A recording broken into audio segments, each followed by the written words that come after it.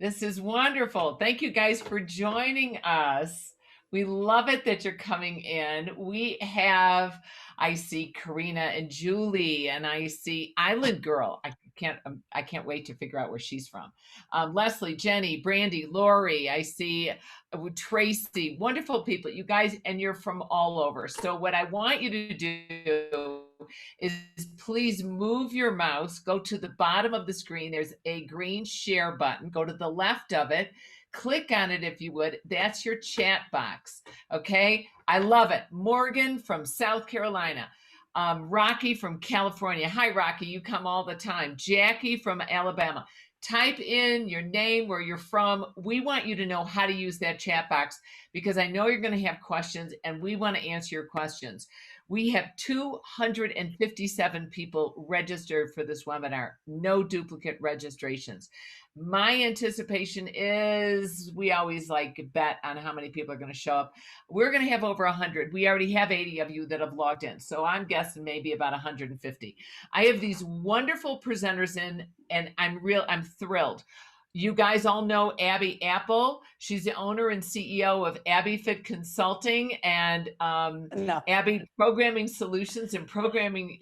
She's an award-winning fitness educator. She develops and delivers programs. Most recently, she's been working and traveling around, love it, for Schwinn. Maurice Williams is newer on our faculty, and everybody just gave him a thumbs up, adored him presenting. He owns Move Well Fitness and Move Well Academy. He's a professor of health and human performance at Freed Hardeman University. And Hank Ebeling, not Ebeling, Ebeling, right? I crushed it. I nailed it, babe.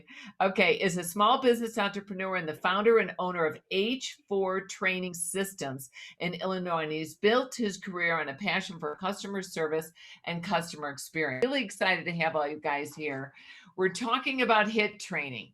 And I think about HIIT training, how everybody loved it in 2019, but in 2020, it exploded. Because nobody felt like they had any time, I think. Everybody wanted to get, more bang for their buck. And it was something they could do outside, they could do in their basement, they could do it, wherever they were. So that's what we're going to talk about today. And my first question is, because I know we're going to get a lot of questions, what are some of the main benefits of the HIIT workout? And Hank, you just nailed it before we turned the cameras on. It's simple, it's sweet. What's your answer? Yeah, it's simple and sweet, which is fat loss, right? Anytime you're going to do that, quick, intense bouts of work, especially if it's full body and have that recovery, you're going to get the fat loss benefits. And then the most important thing that you already nailed, which is it's efficient. If you're doing HIIT training any more than 15, maybe 20 minutes, you are not doing it correct. So it's way better than steady state, sitting on a treadmill 45 minutes, slow and methodical. So those are probably the most beneficial things when it comes to HIIT. Yeah, and Maurice, you're nodding. So now you have to share with us what you're thinking. Oh, I agree with everything that Hank stated. One of the big benefits is increasing metabolism, and adding to what he listed or what he said. A lot of individuals want to increase metabolism. We know that increasing your metabolism helps to keep your body burning calories throughout the day, and it's very effective and efficient for individuals that are especially looking to lose weight. And how does it increase your metabolism? It increases your metabolism just because you're burning more calories throughout the day. So while you are during that given bout of exercise, you're losing, right? You're burning calories, but then after that exercise, your body may continue to burn calories for, some research says maybe even up to 48 hours, but on the safe side, we'll say 24 to 48 hours after that. So that's how it's helpful and beneficial. So people like it because you burn a lot of calories during the workout, but then it's going to last throughout the day. And Abbie said something that I thought was interesting. Like people talk about watts and people talk about that. And what are your comments on that? Oh, HIIT has to be. HIIT was always it's been around for 100 years. Does everybody know that? HIIT's been around for 100 years, and they've been using HIIT, like athletes have been using HIIT for over 100 years to improve their performance. And in the process, they also got fit. They got to the, they look the way they want to look. I mean, if you look at athletes for over the past 100 years. So the aesthetics came from the performance side of this. So when you think about performance, everything is measurable. It's all goal-based. Like you're trying to run faster, you're trying to run, trying to get, hit a certain distance in a certain amount of time.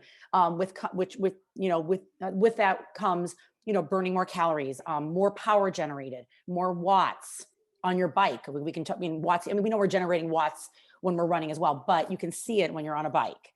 So making sure that you're setting goals and that everything you're doing is measurable. And that's even if you're doing body weight movement, because that's really huge, because people think, well, I'm doing body weight stuff, so how can I make that measurable? Well, you can measure how many reps you do in a certain amount of time.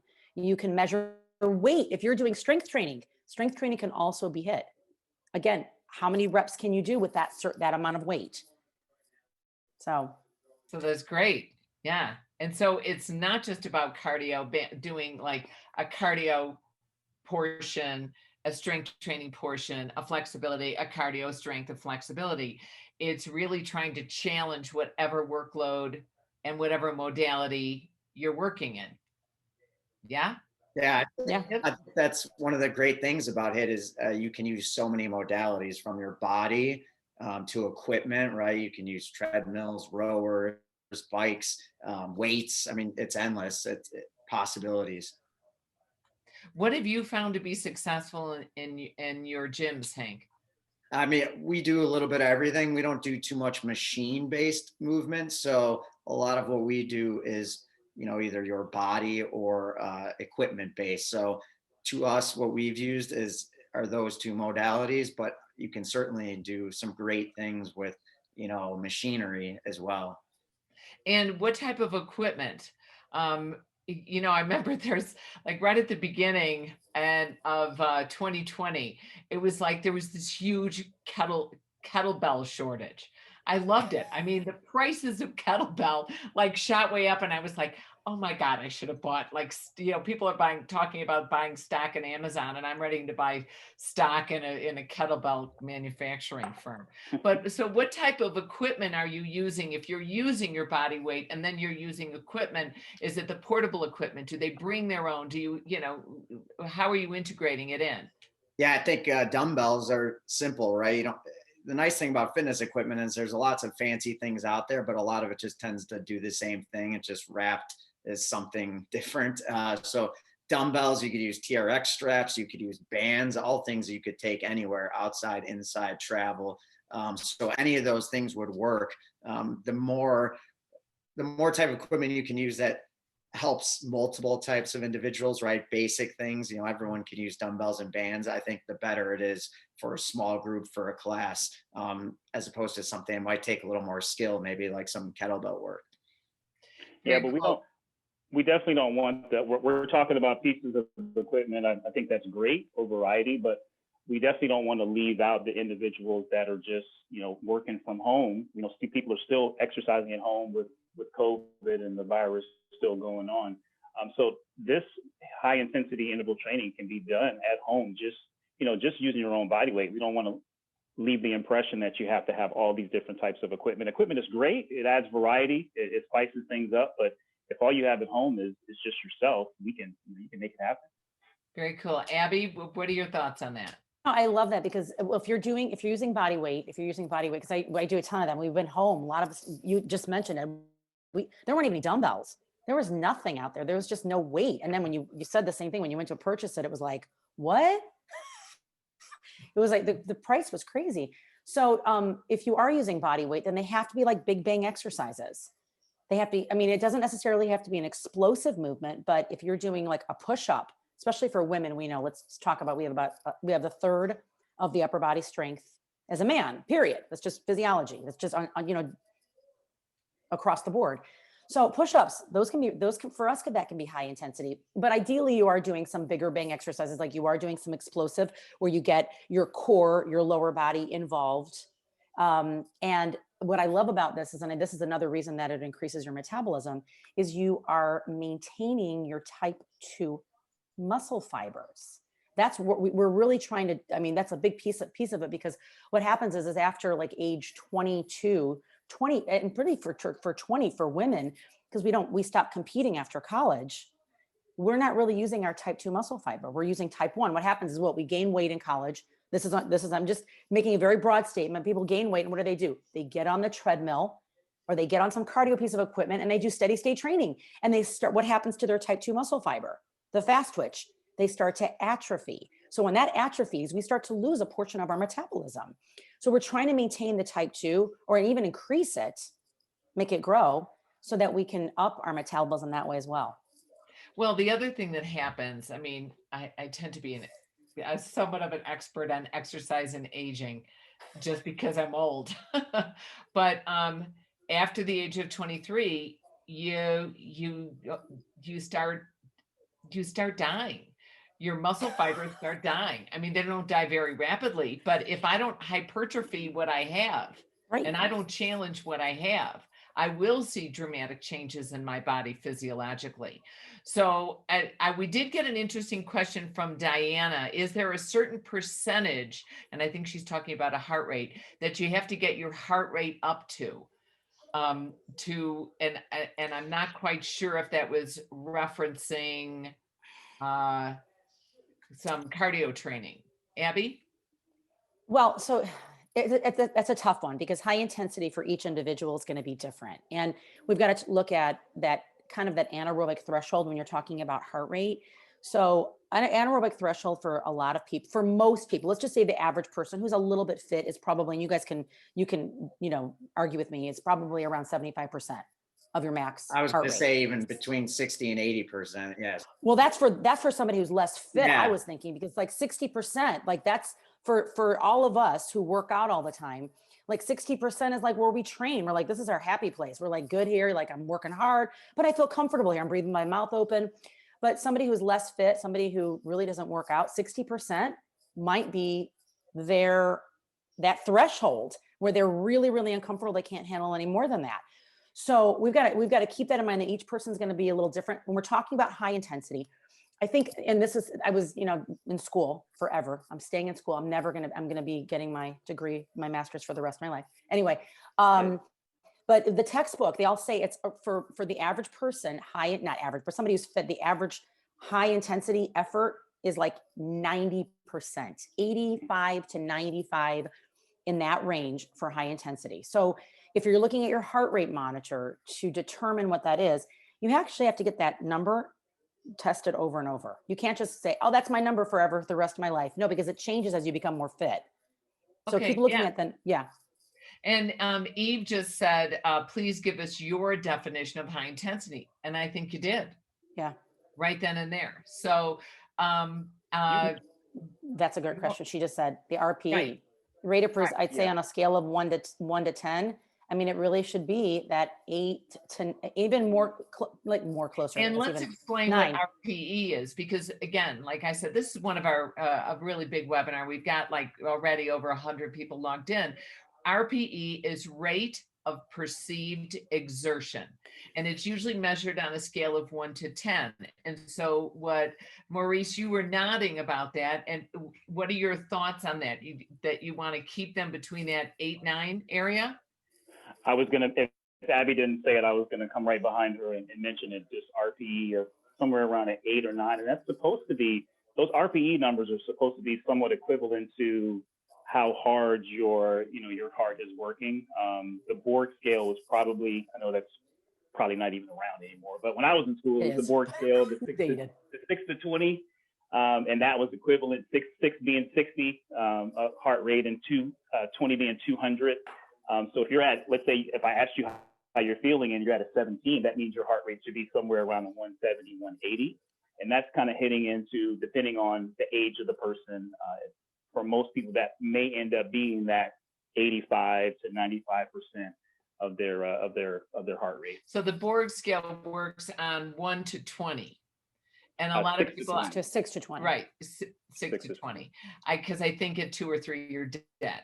So yeah, 6 We to don't want 20 is a that. good None of range. us want.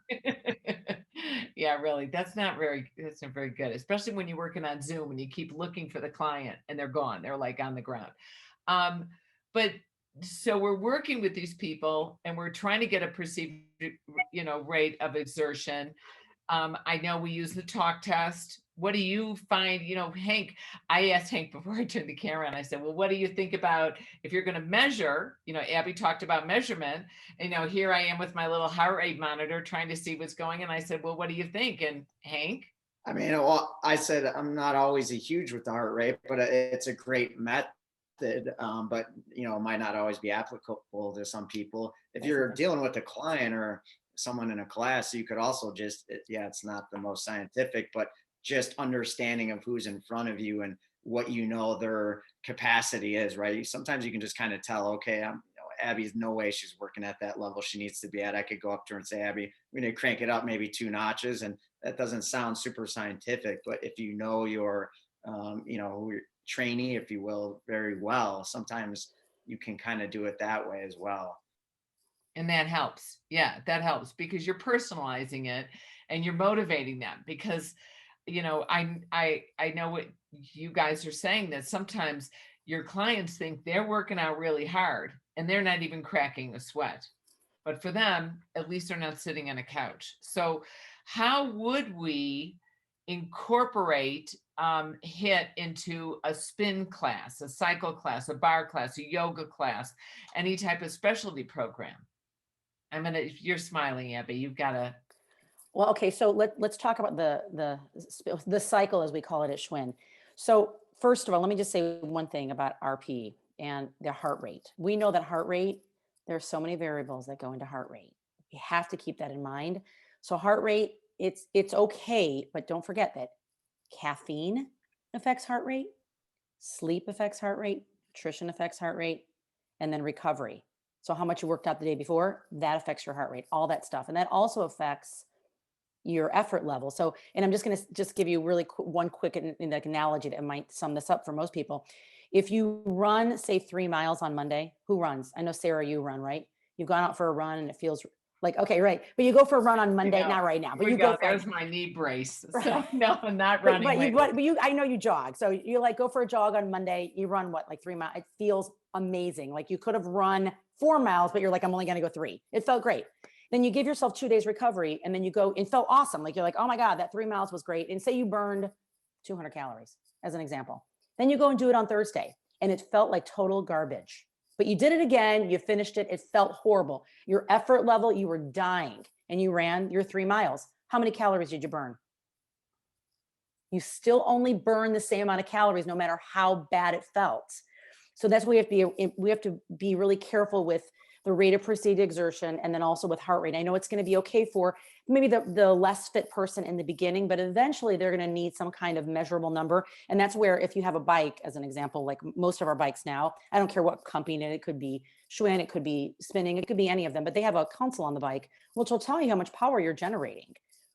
So having measurable tools like that, little things like that, like how much weight you can lift. I mean, even on certain days, I know I feel really strong. And there are certain days that I don't feel quite as strong. Why is that? Did I get weaker?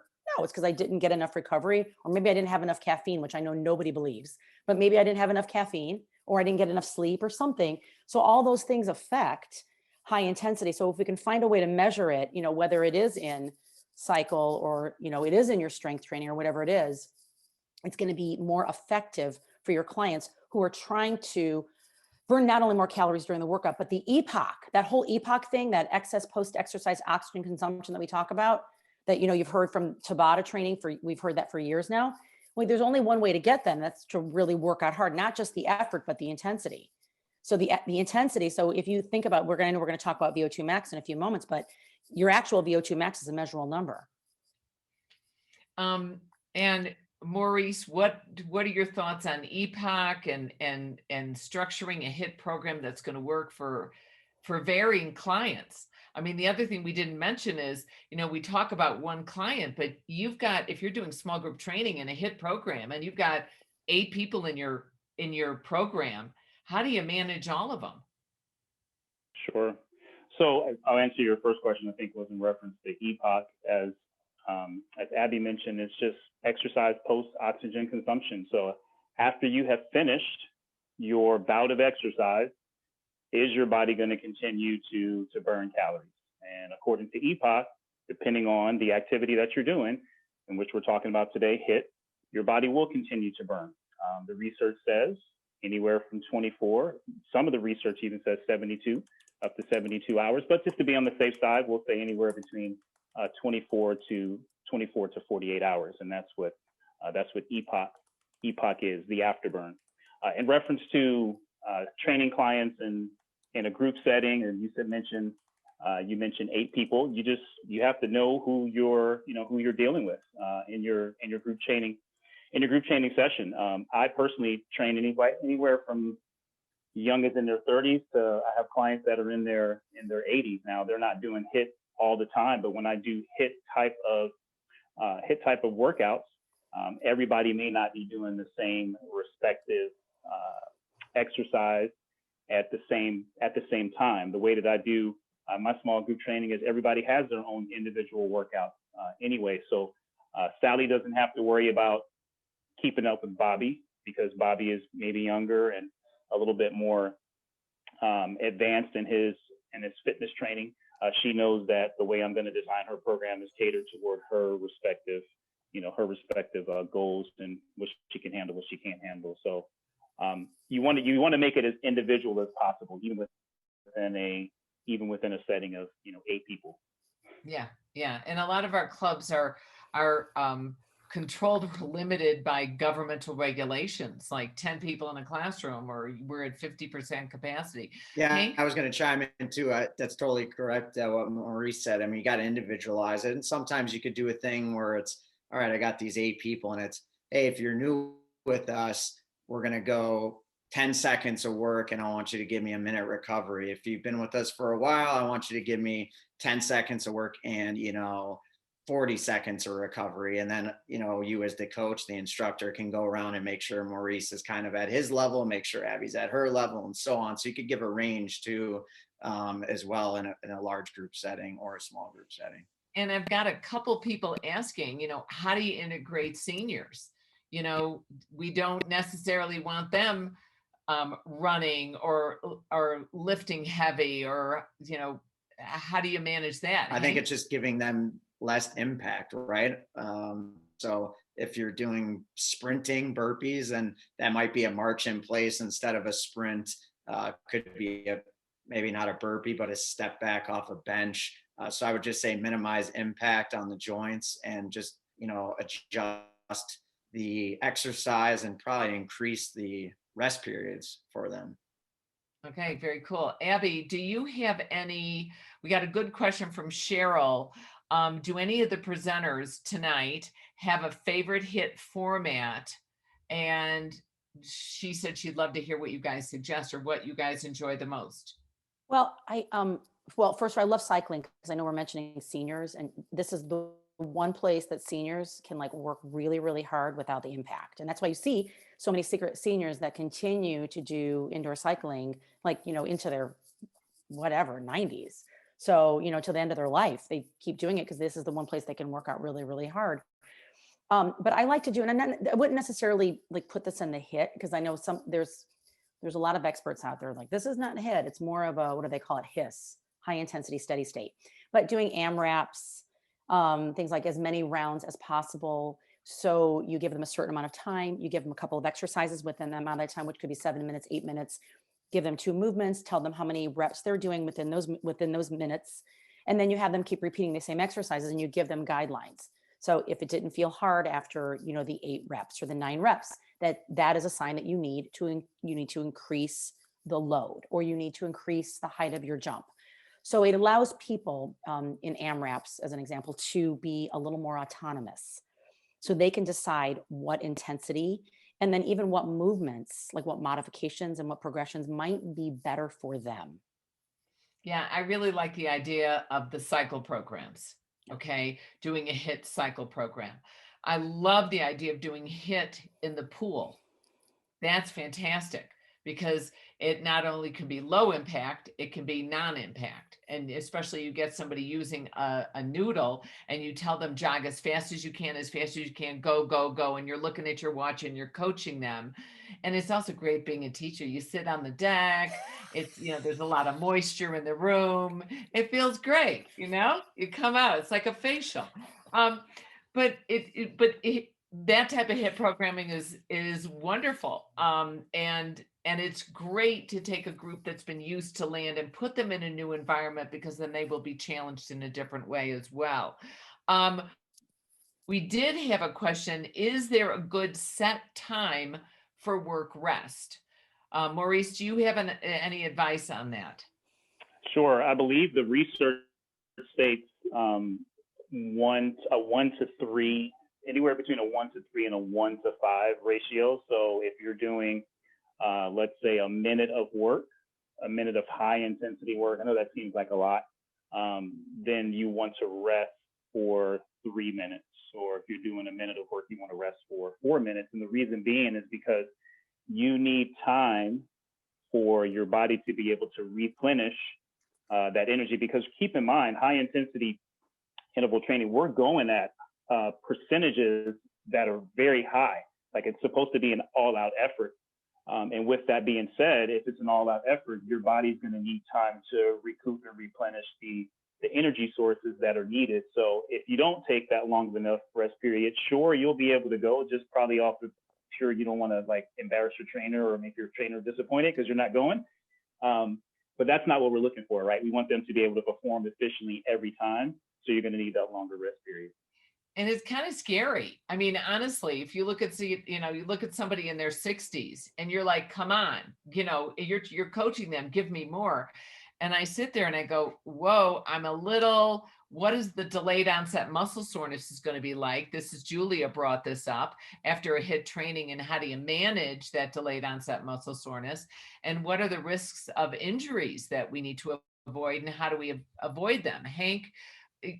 Yeah, I would just say that you're not doing it too much because it is hard on the body. So maybe if it's somebody newer or somebody older, you start with just 1 time a week and see how that goes. And maybe it's someone more advanced, 2, maybe 3 times a week. I mean, especially if you're doing sprints, things that are really hard on the body, the nervous system, then you got to even do, no more than maybe 1 or 2. But I would just say start with less and build them up.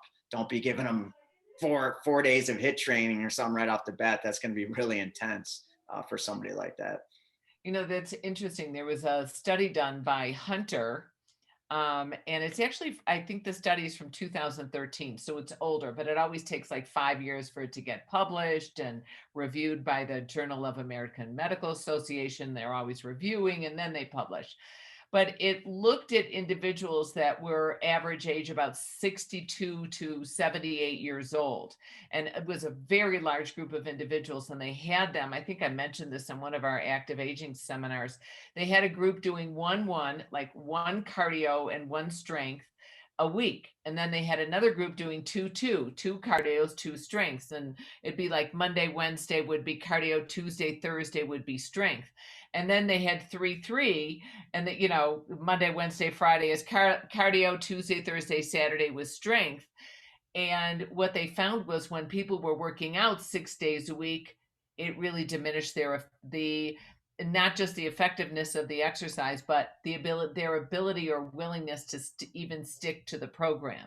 So if you're trying to Hank, what I hear you saying, and what I think is so wise, is that not only do we not want to burn them out physically, like do a HIIT program Monday, do a HIIT program Tuesday, Wednesday, do a HIIT program Friday, even though we're giving them that 24-hour rest period, or even, Monday, Thursday, Sunday, something like that.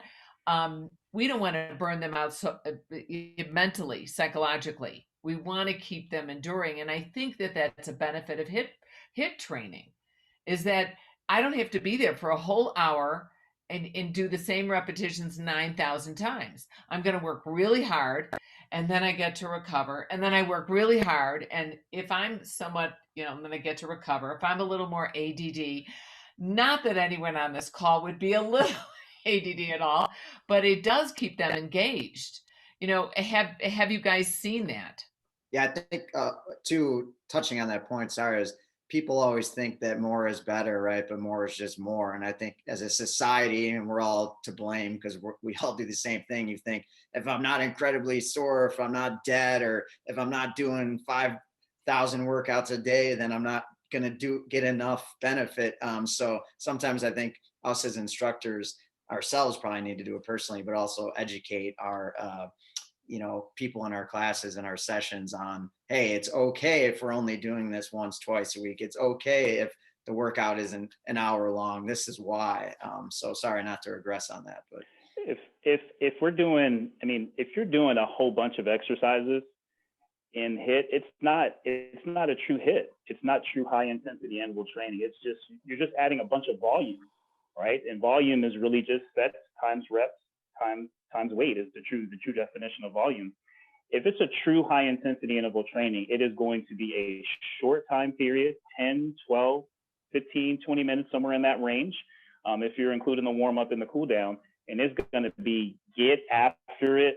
And as Sara stated, rest, get after it, rest, get after it, rest. If we're looking at something like, Tabata, Tabata is just 8 rounds, right? 8 rounds of a particular exercise.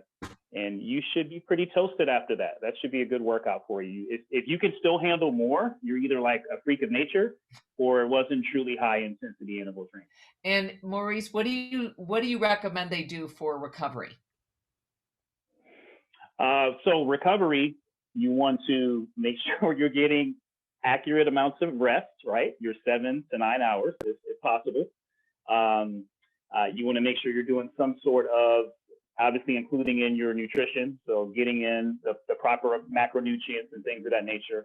If you need some sort of, recovery supplements, I'm not going to delve deep into that, but if that's something that you feel like you need, that could possibly be an alternative to, if you're not getting it from the foods that you're eating. And just the ability to relax. Yoga, Tai Chi, meditation are good alternatives kind of in between your high intensity interval training bouts. And that's what you're talking about, is different programming. Like if I do a HIIT program on Monday, this is something I should do Tuesday. You want to get a good night's sleep every night, but I'm talking about different trainings. What about during the workout? How would you structure the workout? We're getting a few questions about that. Oh, I see what you're saying. So let's say we're doing, a minute of some sort of high intensity work. Then we want to make sure that recovery period is going to be maybe a low intensity work. So let's say if I'm doing, box jumps, right? Then I may have them for the recovery period. Maybe they will get on the treadmill and walk at a little slower tempo for that 3 to 4 minutes just to recover. And then we're right back to, either the next exercise, or we're right back to our box jumps again, all out effort. And then you're going to your lower intensity recovery type of exercise. So that's how I would structure it. Nice. Abbie, how would you structure a program? Yeah, in a similar way. So if we're in a group environment, we needlessly, we can't, unless it's a small group environment, but most of the time you can't really get on the treadmill. So, but definitely one-on-one you can. But the way that I look at it is, we've got, as an instructor, you've got a 45-minute spot, 45 to 60 minutes, and you have to fill that space. And even if the class says HIIT, you still have to fill that space. So what I might do is I might do like a 45-second bout of something very high intensity. And then I will do, 2 different movements following that for the next 5 minutes.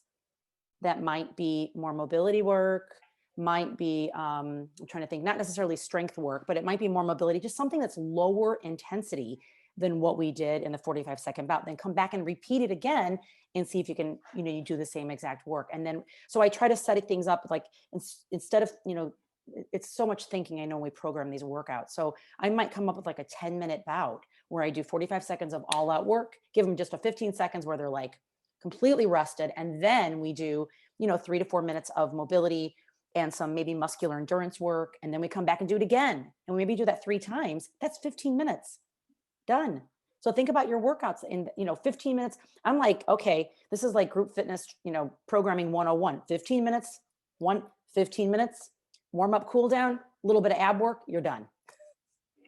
and it works well. Hank? Yeah, just to touch on that too, I think to involve ab work is a great way to do it, whether that's the active recovery. You could do something, that's not too intense, like a plank, or if you're doing a group fitness type setting, which isn't necessarily my space, but you could do core at the beginning, right? Core in the middle. So, because we all know we all need plenty of core work. So you could try to incorporate that as much into it as well. Yeah. And Maurice, you laughed at that. Talk Oh, to us about core work. I disagree. I haven't met a client yet that did not want to do extra core work. So that's why I laughed at More that. abs. More abs, exactly. Yeah. We get Anastasia asked a longer question. Let's see if I can get this correctly. What I typically see in HIIT formats is 8 to 9 different stations, 40 work, 20 rest, and in 3 rounds. Each round gets harder before you switch to the next station. So it's a total of 30 minutes, including the warm up and cool down. You are suggesting 1 minute work, 3-minute rest? Question mark, question mark? Yeah. Go ahead, Abbie. That was a question I think they're asking me. So I see what you're saying about the 40 seconds of work with the 20. You're doing a negative recovery is what they're saying. They do 40 seconds of work, 20 seconds of rest, and they do that 3 times. And then they move immediately to the next station. Well, so what happens is that becomes high volume. They can't do that for 30 minutes. I know you think they're doing something, but it's not high intensity at every single station. They might do high intensity at the first station, then the rest of the stations, they have to lower. They can't help it. They're not saying that. Their effort levels might be higher, but the intensity is not. That's the real work they're doing. So as what we do in cycle, I think this makes a lot of sense. We do a 40-20 all the time. We'll do 3 sets, 40 seconds, all out work, 20 seconds recovery, 3 times. Boom. Then we give them like 5 minutes of a rhythmic, easy to moderate climb. We all know what I'm talking about. They do 5 minutes of that. Then maybe they'll do another 40-20 again. And then they'll get 5 minutes of a rhythmic climb. We can do that easily 3 times. Not easily, but we can do that 3 times. That makes more sense because now they're getting the 5 minutes of active recovery so they can repeat the work again. Hopefully that made sense. I've never really taken a cycle class. Did you like that? But it's like a dog paddle. But I'm kind of enjoying it. I think maybe it's an aqua thing. Well, they got those bikes. And then you do a faster dog paddle. So it's that. Yeah, interesting. So also we did want to look at what is VO2 max and what role does it play in HIIT? Anyone? Abbie, right. You had a good one on. No, I mean, it's your oxygen uptake. It's your oxygen uptake. So women have a higher VO2 max, generally speaking, than men. The people that have the highest, you're going to love, I know, but it's not a great thing because I don't know how this is, but people that have a higher VO2 max, by the way, you're going to love this. Based on what Irene McCormick said in her research, they die earlier. And you're like, oh, yes, they have a shorter lifespan. You didn't hear that. So the people that just garden, the people that are gardening every day and they're walking every day, lower VO2 max, they tend to live longer. I don't know what that's about, but anyway, it's your oxygen uptake. So how much oxygen your body's able to take in and utilize. So it's really, I mean, that's simple because every function of our body utilizes oxygen. So the better we're able to use oxygen, the better we function, the better our system functions.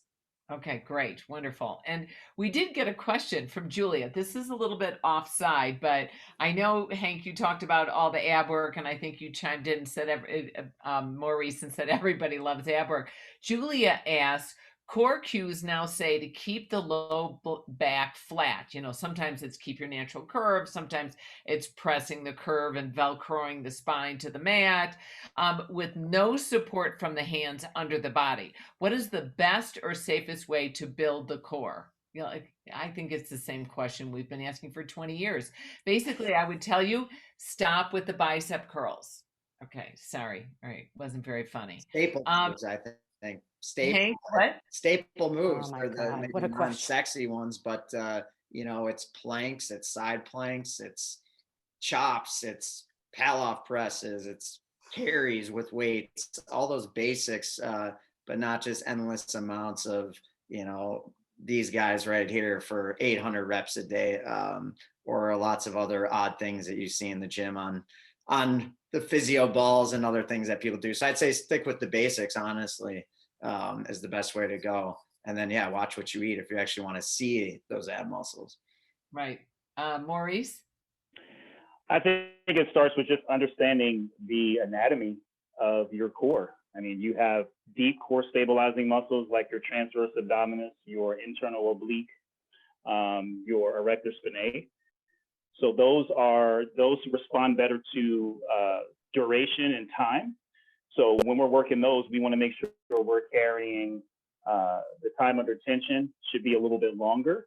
So maybe you're doing a red light. And now he's going to say, what? Oh, no, I was trying to do that. Like, sorry, go ahead. So maybe I muted. Sorry about that. Casey, sorry. Okay. So maybe you're doing for your core stabilizing exercises, you want to make sure the biggest thing is time under tension. So you want to start there first. You want to build that foundation. So as was mentioned, you're doing your planks and you're doing your side planks. You're doing your opposite arm or bird dogs, things of that nature. You're doing your cobras because we want to build that foundation. So pull from those muscles that attach directly to your spine. And then you want to start working your way out. Then you can, once you have a solid foundation, then you can go into your ball crunches and your cable rotations, your cable chops, things of that nature. And then you want to progress it to power, right? Because everyone needs power. You not just the athletes, right? Not just the young kids running around, but even your grandmother who may need to respond or react quickly. And if her body's not used to being in that position, then she ends up injuring herself. So once we've done our wood chops and things of that nature, maybe we go into explosive medicine ball chest passes or medicine ball slams. That's how you progress your clients through core training. And that's what I do with the way I train my clients for that. And Abbie, what are your thoughts on that? I mean, I try to do everything. You guys kind of know, not you guys, I guess, Sarah, you know my philosophy. I try to do, I think your core is everything from your, middle thigh all the way up to your clavicle, to your shoulders. It's everything in between. So really it's what you were saying earlier, Hank, about doing full body exercises. They engage your core, your glutes, doing squats, doing deadlifts. They engage your core. I'm not against doing movements on the back. I'm fine. If nobody's got any major back issues, I'm fine doing a crunch. I'm just not going to do endless crunches because I know they're the reason that people do endless crunches is because they think they're going to get a six pack from doing crunches. They think they can spot reduce that area, which we know is impossible. So do I do a few if they think that, they may get a little burn. They want a little burn before they leave. I'm like, sure, let's do a few crunches at the end, but I always mix in some more functional movements. I think the crunches, and I know there was a whole school, there's a whole group that's like, no more crunches. I'm like, okay, listen, there are a lot of things that we do on our back that I know are more aggressive than a crunch. Not going to get into that. So, and no one's complaining about those things. So that means that really we should be able to do a few movements on our back, but we should be able to also blend in other things that we know are more functional than crunching. And that is, with that, what a way to end, right?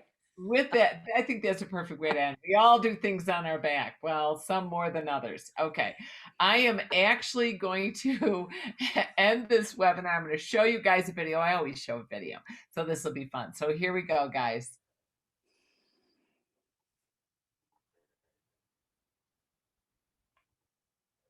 Up. Doesn't want to work. See if I can get it going again. All right, I'm going to try sharing one more time. Mike Lieber, I may ask you to help me out here.